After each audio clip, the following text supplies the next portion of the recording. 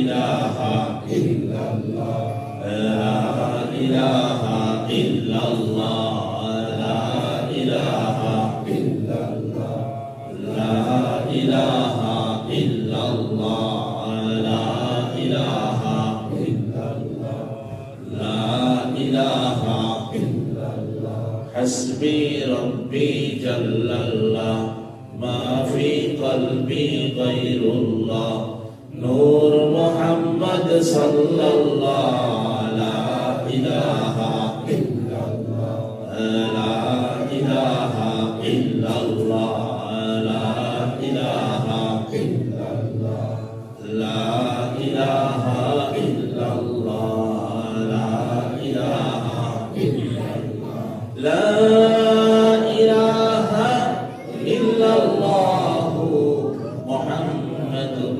রাসূলুল্লাহ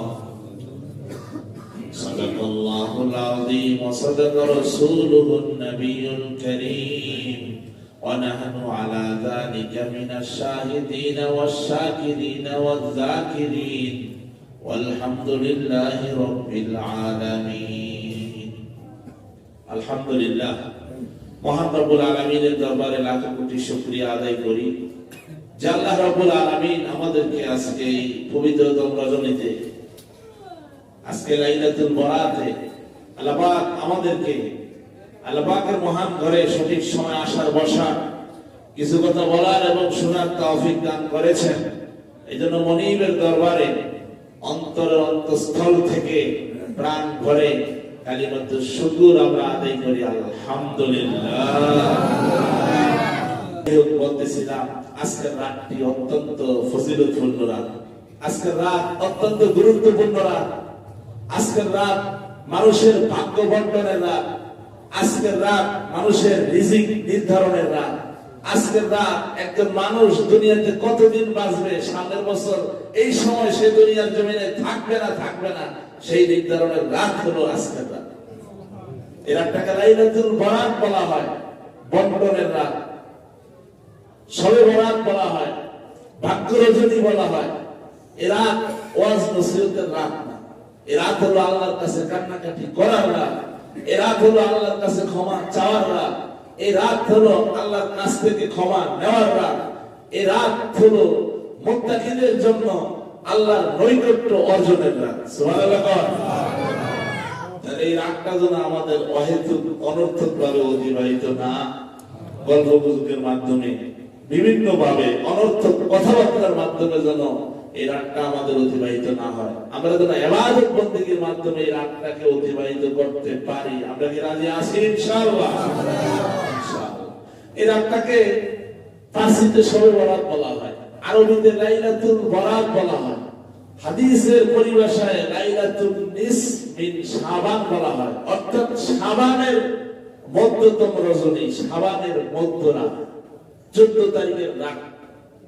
তো শবে বরাত কিন্তু কোরআন হাদিসে বলছি কোথায় নাই, কারণ এটা তো ফার্সি শব্দ, ফার্সিতে প্রসিদ্ধ হয়ে গিয়েছে।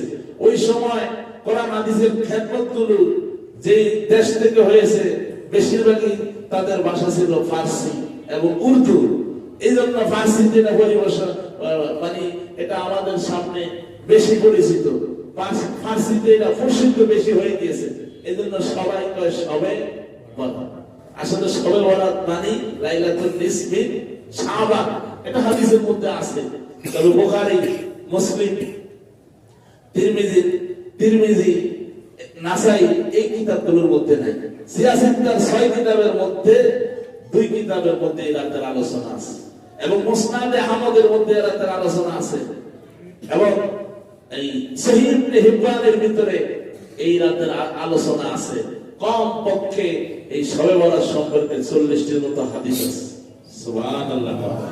এখন আমি যদি বুখারী শরীফের মধ্যে না পাই আর বলি যে হাদিসে নাই, আল্লাহ নবীর জমানায় তো বুখারী শরীফ ছিলই না, ছিল বুখারী তো বহুত পরে লেখা হয়েছে। বুখারীর মধ্যে 4,500 5,000 হাদিস আছে সর্বোচ্চ, তাকরার বাদে 4,500 হাদিস। আল্লাহ নবীর হাদিস কি 4,500 না লক্ষ লক্ষ? আপনারা যদি বলেন না আমি বুখারীতে পাইনি, বুখারী তো আল্লাহর আসমান থেকে আল্লাহ নাযিল করেন, বুখারীর মধ্যে ইমাম বুখারী আলাইহির রহমান কিছু সহিহ হাদিস সংকলন করছেন। উনি যতটুকু পারছেন ততটুকু করছেন, কিন্তু আল্লাহ নবী তো লক্ষ লক্ষ হাদিস।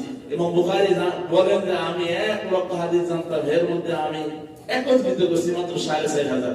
ইমাম বুখারীর ওস্তাদ ইমাম আহমদ ইবনে হাম্বল রাহমাতুল্লাহি আলাইহি 3 লক্ষ হাদিস জানতেন। কত লক্ষ হাদিস?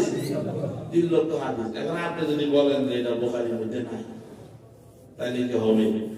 বুখারীর মধ্যে না থাকলে নাই, আর অন্যান্য হাদিসের কিতাব আছে না? আছে না? এই জন্য যারা শবে বরাত পালন করতে চায় না, ইবাদত বন্দেগী করতে চায় না, এরা এরকম আপনারা সাধারণ যারা আছেন আপনাদেরকে ধোঁকায় দেয়। হয়তো বুখারী শরীফের মধ্যে নাই, হুজুরেরা কি করে না করে। আরে বুখারী আমরাও পড়ছি, আমাদের কওমি মাদ্রাসায় যতটুকু বুখারী শরীফ পড়ানো হয়, বুখারী শরীফের গুরুত্ব যতটুকু আছে কোন প্রতিষ্ঠানে অত গুরুত্ব নাই। কারণ আমাদের এখানে দাওরা হাদিস মাস্টার্স পাস করলে আগে বুখারী শরীফ পড়তে হবে। বুখারী শরীফ আমাদের ক্লাস বাই ক্লাস। বুখারীর জন্য আমাদের 3 জন শায়েখ ছিল, 3 জন শায়েখের কাছে আমরা বুখারী শরীফ পাঠ পড়ছি শুরু থেকে শেষ পর্যন্ত, বাংলাটা না আরবিটা পড়ছি। আমরা যদি এক বয়সে বুখারী শরীফের মধ্যে নাই, তাহলে কি হলো? আমরা পিছনে নিশ্চিতই বুখারী, মুসলিম, সিয়াসিনটা 6 কিতাবের উপরে। এজন্য আপনাদেরকে যেন এরকম ধোঁকায় না ফেলে, ধোঁকা না দেয়।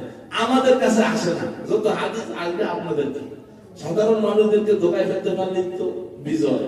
কথা বলেন? এজন্য ওদিকে কান দিবেন। সহিহ রাওয়ায়াত দ্বারা এটা বর্ণিত।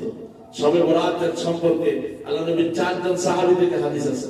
আবু বকর সিদ্দিক রাদিয়াল্লাহু তাআলা আনহু থেকে আছে, ওমর রাদিয়াল্লাহু তাআলা আনহু থেকে আছে, ওসমান রাদিয়াল্লাহু তাআলা আনহু থেকে আছে, হযরত আলী রাদিয়াল্লাহু তাআলা আনহু থেকে আছে। এই রাত হলো বাক্য রজনী রাত, আল্লাহর কাছে কান্নাকাটি করার রাত, আল্লাহর কাছ থেকে মাফ নেওয়ার রাত। এটার ফজিলত সম্পর্কে আল্লাহ নবী সাল্লাল্লাহু আলাইহি ওয়াসাল্লাম বলেন যে যখন শাবানের 15তম রজনী হয়, ইযা কানা লাইলাতুল নিসমিন শাবান, শাবানের যখন 15তম রজনী হয়, ফাকুমু লাইলাহা ওয়া সুমু ইয়াওমাহা, তোমরা রাতে দাঁড়াও।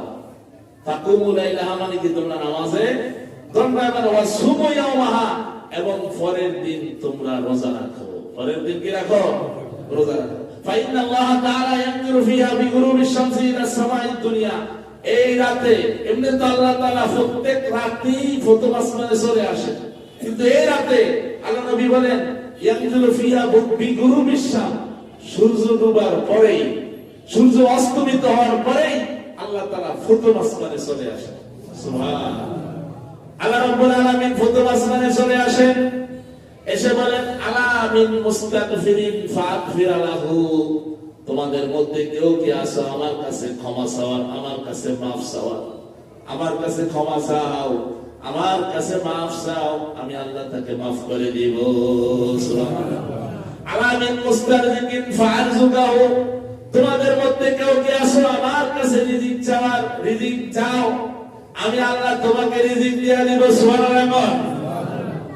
আলা মিন মুবতালান ফাওয়াফি আলা কাযা হাত্তা ইয়াদু আল ফাজ, তোমাদের মধ্যে কেউ কি আছো বিপদ আপদে, পেরেশানিতে আছো, বিপদ আপদের মধ্যে আছো, বালা মুসিবতের মধ্যে আছো, মামলা মোকদ্দমার মধ্যে আছো, আমি আল্লাহর কাছে চাও, আমি আল্লাহ তোমাকে সবকিছু থেকে নিষ্কৃতি দান করব।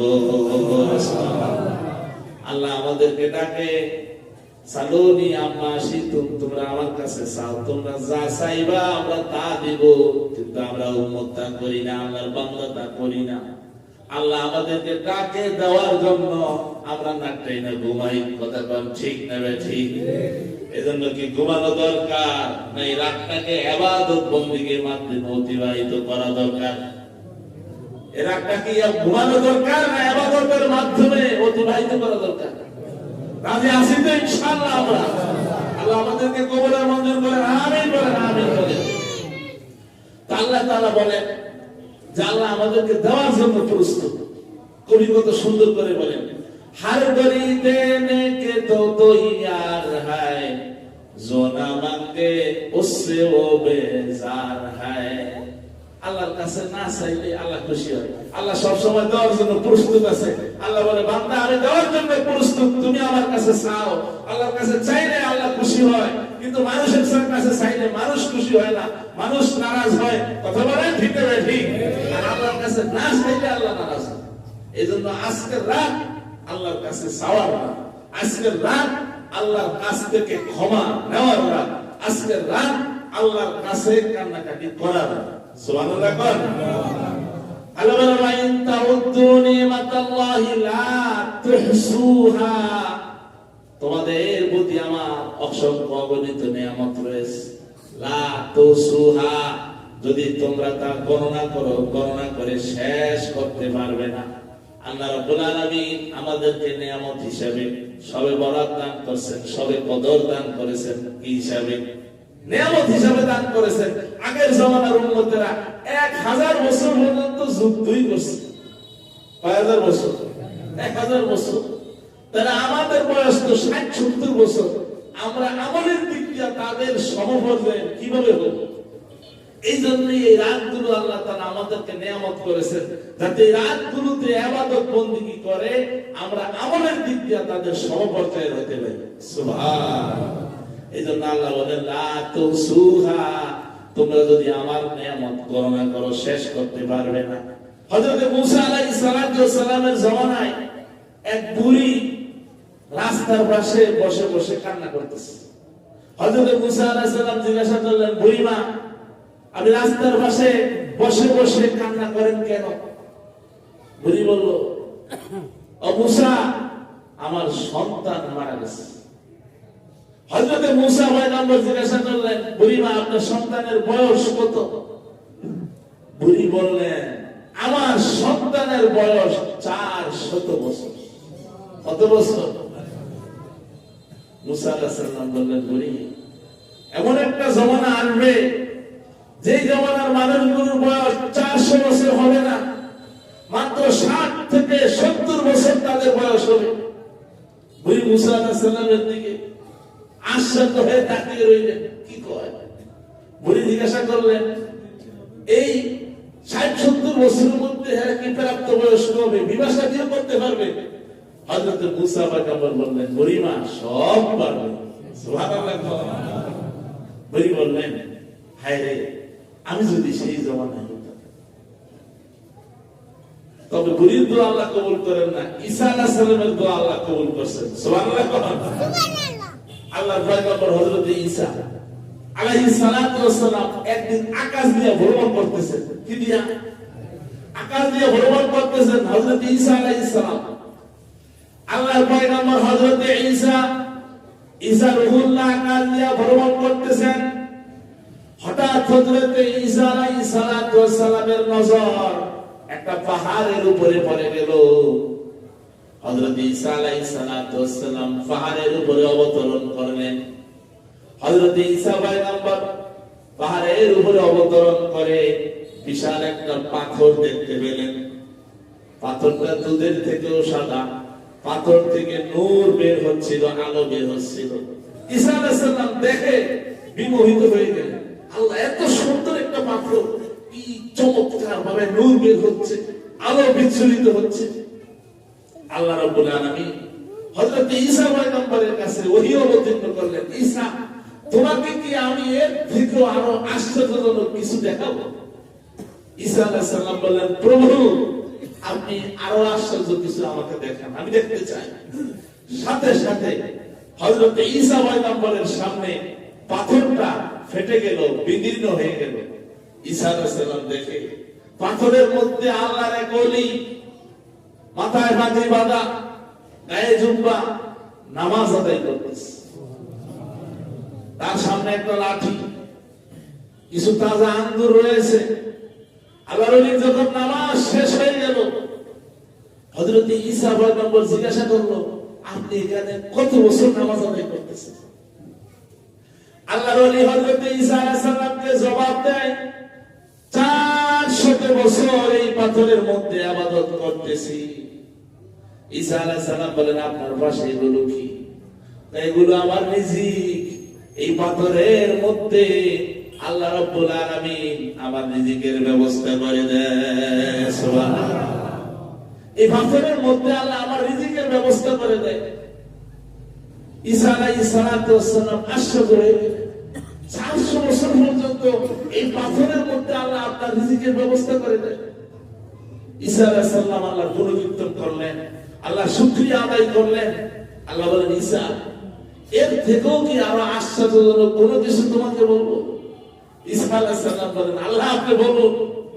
আল্লাহ বলেন, ঈসা, যে ব্যক্তি উম্মতে মুহাম্মাদিন শেষ জামানার নবীর উম্মতের যে ব্যক্তি শাবানের 15তম রজনী পেল, ওই রজনীতে যে ব্যক্তি ইবাদত বন্দেগী করলো, তার ওই রাতের ইবাদত শাবানের 15তম রজনীর ইবাদত এই ব্যক্তির 400 বছরের ইবাদত থেকেও বেশি। সুবহানাল্লাহ।